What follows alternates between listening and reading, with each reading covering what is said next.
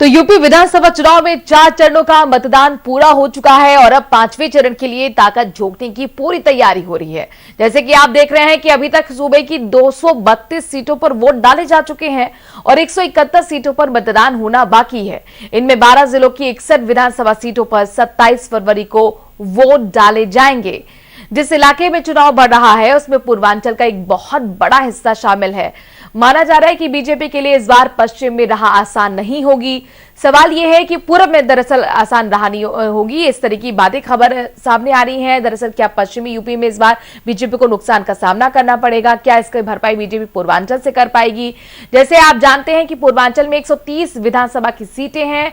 आपको बता दें चलें कि बीजेपी ने पिछली बार ही सिर्फ पश्चिम और पूर्वी यूपी से ही मिलकर यूपी में सरकार बना ली थी और बहुमत से ज्यादा सीटें मिल गई थी।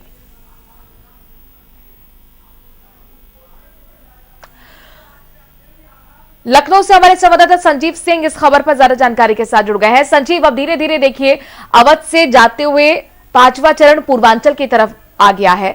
चुनाव के इनमें क्या बड़े मुद्दे हैं और क्या नैरेटिव सेट किया जा रहा है इस 5वें चरण में?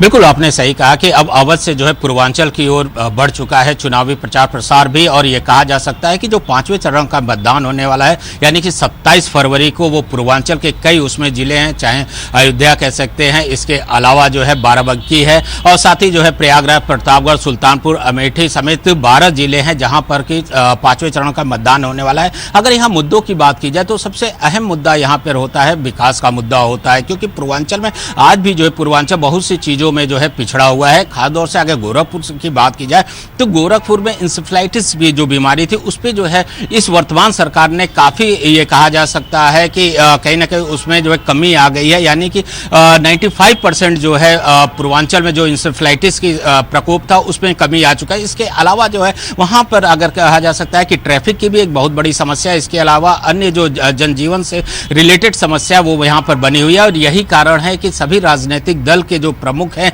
या फिर स्टार प्रचारक है उन्होंने जो है अपनी ताकत झोंक दी है। अगर आज की बात कही जा सकती है तो प्रधानमंत्री नरेंद्र मोदी ने जो है अमेठी और इसके अलावा जो है सुल्तानपुर में आज उनकी जनसभा है। इसके अलावा अमित शाह की बात की जाए तो बहराइच और बस्ती के हरैया में जो है उनकी जनसभा है और साथ ही अगर उत्तर प्रदेश के मुख्यमंत्री योगी आदित्यनाथ की बात की जाए तो बाराबंकी और बहराइच में है। अगर अखिलेश यादव की बात की जाए जो कि सपा प्रमुख है प्रयागराज और प्रतापगढ़ ये कहा जा सकता है कि एक समय था कि राजा भैया का जो है वहां पे दबदबा हुआ करता था और आज भी जो इस बात से इनकार नहीं किया जा सकता है कि वहां पे आज भी उनका दबदबा कायम है। इसके अलावा अगर बसपा सुप्रीमो मायावती की बात की जाए तो बस्ती में जो है उनकी जनसभा है और प्रियंका गांधी की बात की जाए तो बाराबंकी और गोंडा यानी कि जो पूर्वांचल का हिस्सा है वहां पर जो है उनकी जनसभा है। तो ये कहा जा सकता है कि सभी राजनीतिक दल के जो स्टार प्रचारक हैं वो लगातार जो है ताकत झोंक रहे हैं, क्योंकि कल यानी कि 25 तारीख के शाम 6 बजे जो है 5वें चरण के जो मतदान होने वाला है उसका चुनाव प्रचार थम जाएगा। जी बने रहिए हमारे साथ। संजीव, अपने दर्शकों को बता दें कि प्रधानमंत्री ने आज अमेठी जिले के 4 विधानसभा क्षेत्रों के लिए संयुक्त जनसभा को संबोधित किया। उन्होंने दावा किया कि अब तक हुए 4 चरणों के मतदान में जनता ने बीजेपी को भरपूर समर्थन दिया है। उन्होंने कहा कि 10 मार्च को परिवारवादियों को पता चलेगा कि गरीबों के लिए किए गए विकास कार्यों के आधार पर वोट मिलता है। दशकों तक गांधी परिवार का गढ़ रहे अमेठी में गांधी परिवार ने रिश्तों की दुहाई देकर गरीबों का छला है, उनकी जमीन हड़पी है। प्रधानमंत्री मोदी प्रयागराज में भी पहुंचे जहां वो शहर उत्तरी के विधानसभा के फूफामऊ स्थित बेला काछर जय गुरुदेव परिसर में जनसभा को संबोधित करते हुए नजर आए। इस दौरान उन्होंने केंद्र सरकार के साथ साथ योगी सरकार की उपलब्धियों को जनता के सामने रखा।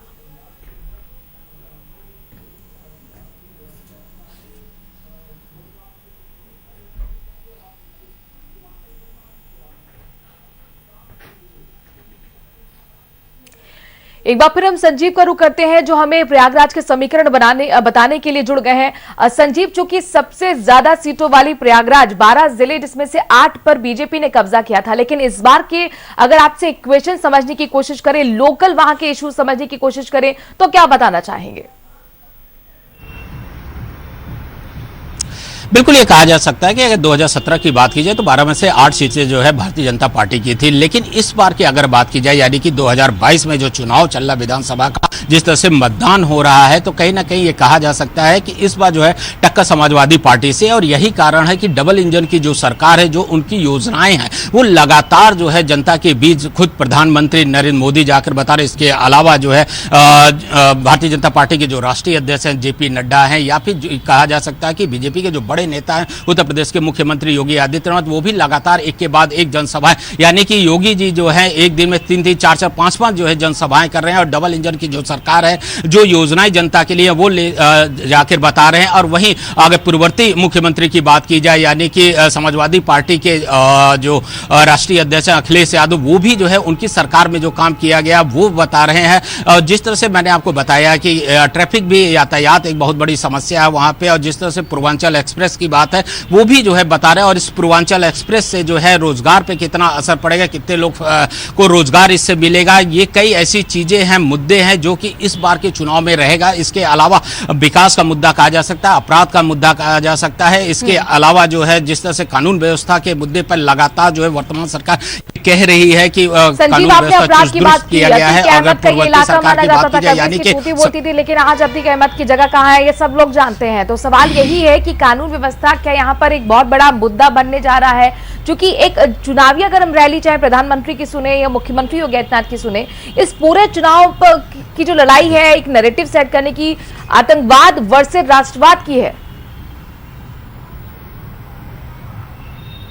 बिल्कुल आपने सही कहा कि जो कानून व्यवस्था का मुद्दा जो है सबसे बड़ा मुद्दा है, और यही कारण है कि योगी आदित्यनाथ को बुलडोजर बाबा के नाम से भी अब जाने लगा है। पूर्वांचल की अगर बात की जाए तो वहां के लोग जो है उनको बुलडोजर महाराज जी भी कहने लगे हैं, क्योंकि जो भी अपराधी है, यानी कि जो अपराध जैसे ही सर उठाता है तुरंत उसको कुचलने की कोशिश की जाती है। अगर अतीक अहमद का जिस तरह से आपने जिक्र किया, तो ये कहा जा सकता है कि जो उन्होंने अपराध करके जो है उन्होंने अपने एक मुकाम हासिल किया, वो कहीं ना कहीं उन्होंने गिरा दिया। बुलडोजर बाबा ने अपना बुलडोजर चला दिया उस पे, और कहीं ना कहीं जो प्रयागराज की जनता है उसको जो है इस कानून व्यवस्था को वहां पे चुस्त दुरुस्त रखा, अब अपराध मुक्त कर दिया है पूरे प्रयागराज को। अब यही कमोबेश यही स्थिति जो है पूर्वांचल के अन्य जिलों की भी है। और जिस तरह से मैंने बताया कि आए दिन इस तरीके की खबरें आती थी कि माफियावादों के वहां पे संपत्ति को कुर्क किया गया है, बुलडोजर चलाया गया है, और इसीलिए मैंने आपसे सवाल पूछा था कि कानून व्यवस्था कितना बड़ा प्रयागराज में मुद्दा है। बहुत बहुत शुक्रिया संजीव, वहां की इक्वेशन हमें समझाने के लिए और